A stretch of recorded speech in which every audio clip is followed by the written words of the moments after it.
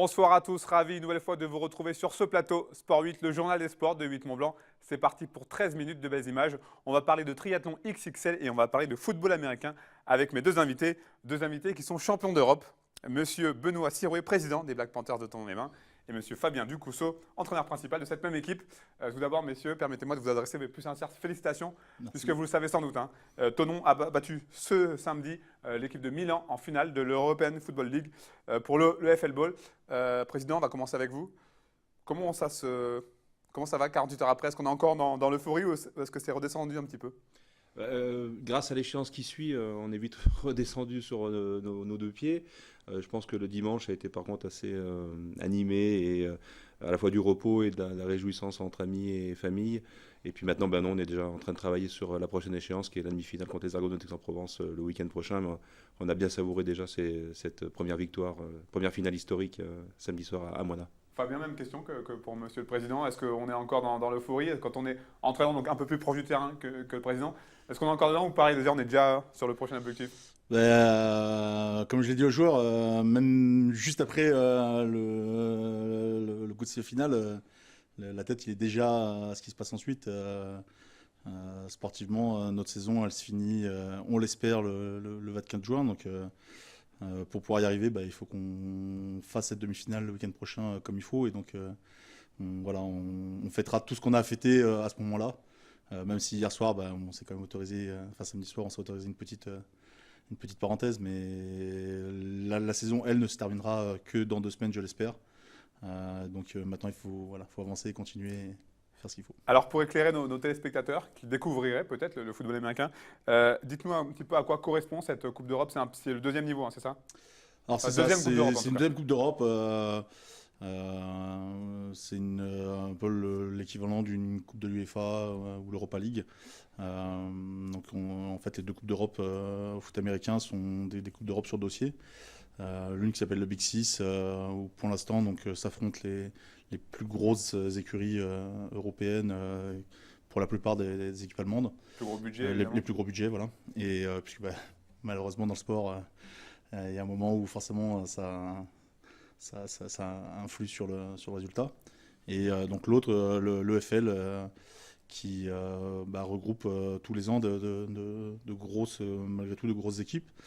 Pour preuve, l'année dernière, l'équipe qui était champion l'année dernière, qui est le Francfort Universe, une équipe allemande, qui est vainqueur de l'EFL l'année dernière, était en finale cette année du Big Six contre les New Yorker Lions. Donc c'est on va dire une Coupe d'Europe tremplin pour voir un petit peu où situe l'équipe, pour voir sur l'Europe et pour... Voilà. Benoît, il s'agit là de votre deuxième titre européen après l'EFAF Cup en 2013, une compétition qui a depuis disparu. Est-ce que ce titre de 2017, il est encore plus fort que celui de 2013?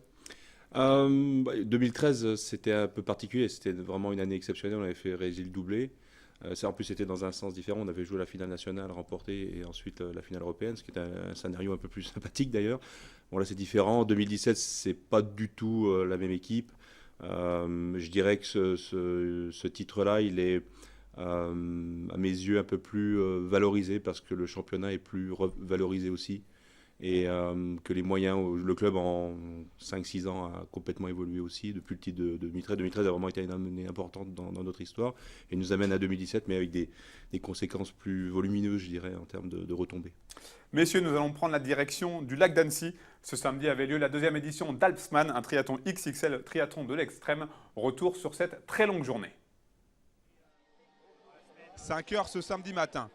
La salle du restaurant principal du bateau Le Libellule a pris des allures de chambre d'appel pour les 235 athlètes de l'Alpsman, le triathlon de l'extrême autour du lac d'Annecy.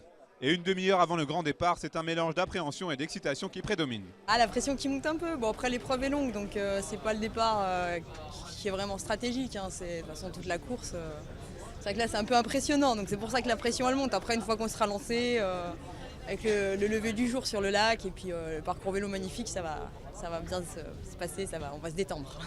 Alors impatient d'être dans l'eau. Non, là au contraire, ça va redescendre. Enfin là, ça redescend, ça y est, on est prêt, ça y est. Moi, le plus compliqué, c'était la logistique, en fait, se préparer à tout, rien oublier, être sûr qu'on a tout. Et voilà, maintenant, ça y est, on est dedans, là. 5h30, le moment de se jeter à l'eau est enfin arrivé. Si certains semblent encore hésiter, il est désormais trop tard.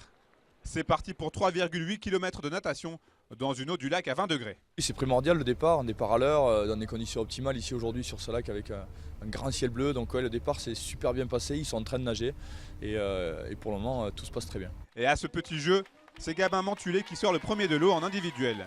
Cédric Jacot, tenant du titre et dossard numéro 1, sort lui avec 8 minutes de retard sur la tête de course. Un écart très rapidement effacé par le Parisien qui, comme attendu, va réaliser un numéro sur les pentes du Semnoz, de Plein Palais ou encore celle du col des Prés. Impressionnant de puissance, Cédric Jacot boucle les 183 km à vélo en 6h24 minutes, soit 35 minutes de mieux que le deuxième sur cette discipline. Le marathon façon trail qui conclut cette épreuve vient confirmer la tendance de cette édition 2017. Le plus fort est bel et bien Cédric Jacot qui parcourt les 42 km 195 en 4h34 minutes sur ce terrain très accidenté. C'est donc en leader que Cédric Jacot franchit la ligne d'arrivée tout en haut du Semnoz après 12 h, 9 minutes et 51 secondes d'effort. Coup double pour le champion qui s'offre un deuxième succès sur l'Apsman et un nouveau record. C'était une course très dure, donc jusqu'à la fin, tant que je ne sais pas passer la ligne, pour moi la course n'est pas gagnée. Donc même si j'avais beaucoup d'avance, sauf quand je suis arrivé là que j'ai vu l'arche, je me suis dit c'est bon. Je suis très heureux, franchement. C'était pas gagner une fois puis gagner une deuxième fois, à la limite, pour moi je suis plus content que la première fois. Ouais. Parmi les performances notables, un grand coup de chapeau à l'Allemande Verena Eisenbart qui remporte le classement des féminines avec le 7e temps scratch. Des moments forts, il avait plein. Le saut du bateau avec la pleine lune, toute la partie natation où le soleil se levait, c'était magnifique. Au final, ils sont 74 à avoir fini cette Alpsman au sommet du Semnoz. Rendez-vous les 9 et 10 juin 2018 pour la 3e édition. Voilà, un grand bravo à tous ces champions et ces championnes. Fabien, revenons sur cette finale à proprement parler. Vous imposez au final 29 à 20, mais à 1 minute 35, il me semble, de la fin, il y avait seulement un point d'écart. Hein. C'est ça, tout à fait, ouais. 21-20 à 1 minute 30 de la fin du match. Et sur une drada offensif, Andreas Bezza, qui aidé par sa ligne offensive, fait une course de 35 yards jusqu'à la zone d'en-but. Et puis notez également donc, une transformation à 2 points, pas du tout préméditée, mais qui arrive comme il faut, transformée par Maxence Godet, qui nous met un petit peu à l'abri. Après, on sait malgré tout dans le foot, rien n'est joué tant qu'il reste un petit peu de temps. Donc on était quand même un petit peu stressé sur cette dernière minute avec la balle dans les mains de Milan. Est-ce qu'au début du 4e quart, lorsque les Milanais repassent devant, vous avez douté ? On doute toujours un petit peu, quel que soit le score, en fait, j'ai envie de dire. Ma philosophie, c'est un petit peu celle de on joue action après action, quel que soit le score. Et alors, c'est pas vraiment qu'on doute, mais c'est qu'on fait ce qu'il faut pour toujours aller marquer et toujours avancer et toujours arrêter la défense, l'attaque adverse en défense. Quel que soit le score, même quand l'équipe adverse passe devant ou que nous on soit devant de plusieurs points d'écart, on essaie de vraiment toujours faire les choses de la même façon et pour aller au bout, parce que on sait qu'effectivement que ça peut aller très très vite dans le foot américain et voilà, faut pas se laisser avoir par le score qui a marqué sur le chrono. Président, vos joueurs ont fait preuve d'une grosse maturité mentale ce samedi. Oui, et c'était la crainte, pour rebondir sur ce que vous disiez, au moment où Milan est passé juste devant, début de deuxième mi-temps. On a une équipe quand même talentueuse, très athlétique, mais aussi jeune. Et je me suis dit, est-ce que ça va pas peser lourd dans la balance ? Et puis, quand on voit la fin du match où, avec la maîtrise, on traverse tout le terrain pour aller marquer ces derniers points qui nous mettent un petit peu en sécurité, je dis qu'ils ont complètement rempli le contrat, qu'ils ont bien la tête sur les épaules et surtout bien entourés par le staff pour accomplir ces exploits. Le fait de jouer cette finale à domicile à Moina, on imagine que ça a dû énormément compter. Ça comptait au-delà du sportif, ça comptait pour nous parce qu'on a eu l'occasion de se déplacer pour des finales et des demi-finales et je me mettais un point d'honneur cette année à l'année des 30 ans du club d'avoir un grand événement. Bon, il fallait déjà s'y qualifier, on l'a réussi en battant, ce sera vraiment une année historique, Berlin chez eux début mai. Oui, dès qu'on a su qu'on était qualifié en finale, on s'est mobilisé, on a mobilisé nos partenaires. Et en 5 jours, on a réussi à réunir les moyens financiers et de présenter un dossier convenable à la Fédération internationale qui a retenu le dossier. Mais sans le soutien de tous les partenaires, ça n'aurait pas été possible. Il faut bien se rendre compte que Milan, c'est un peu plus sexy, excusez-moi l'expression, que tenons les mains. C'est sûr. C'est une belle réussite. Allez, un petit mot de cyclisme avec le Critérium du Dauphiné qui s'est achevé ce dimanche avec la 8e étape entre Albertville et le plateau de Solaison en Haute-Savoie. Et c'est une dernière étape remportée par le coureur d'Astana, Jakob Fuglsang. Coup double d'ailleurs pour le Danois, puisqu'il remporte cette épreuve avec seulement 10 secondes d'avance sur son dauphin, l'Australien Richie Porte de la BMC. Voilà pour cette répétition générale du Tour de France qui s'élancera, on le rappelle, le 1er juillet depuis Düsseldorf en Allemagne.